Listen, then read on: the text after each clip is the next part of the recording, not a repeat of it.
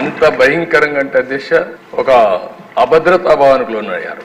మళ్ళీ దుర్మార్గమైన ప్రభుత్వం వస్తే మా ఆస్తులకు మాకు రక్షణ ఉండదు అనే పరిస్థితికి వచ్చారు. అధ్యక్ష కొంతమంది ఇక్కడి నుంచి అమెరికాకి వెళ్ళారు, వాళ్ళకి భూములు ఉన్నాయి, వేరే దేశాలకు వెళ్ళారు, వేరే రాష్ట్రాలకు వెళ్ళారు. వాళ్ళు కానీ ఒక్కొక్కసారి రికార్డులు చెక్ చేసుకోకపోతే రికార్డులు మారిస్తే తర్వాత ఆ భూమి ఆటోమేటిక్గా డీమ్డ్ క్లాసిఫైడ్ చేసేసారు, నోటీసులు కూడా ఇవ్వరు. ఇలాంటి చాలా ఉన్నాయి అధ్యక్ష. ఏది ఏమైనా మేము చెప్పిన తర్వాత చాలా స్పష్టంగా హామీ ఇచ్చాం.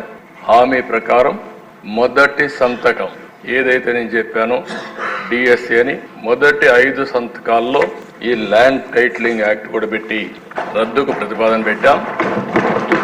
మొదటి కేబినెట్లో దీన్ని ఆమోదించాం.